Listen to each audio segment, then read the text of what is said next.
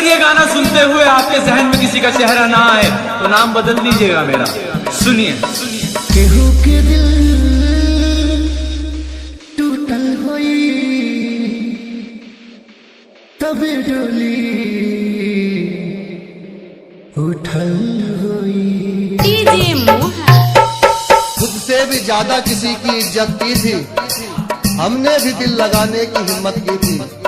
बदकिस्मत के हाथों से हार गए, वरना मोहब्बत तो माँ कसम जबरदस्त की थी।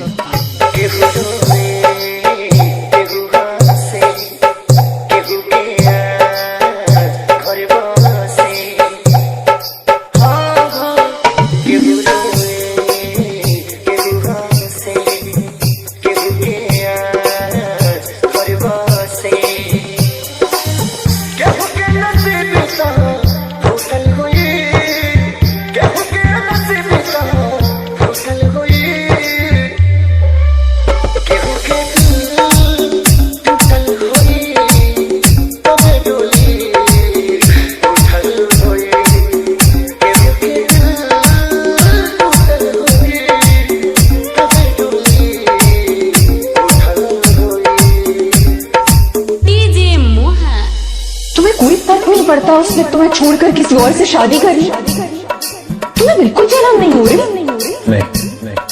नहीं। इसलिए कि इंसान जिससे मोहब्बत करता है ना, उसको हमेशा खुश देखना चाहता है।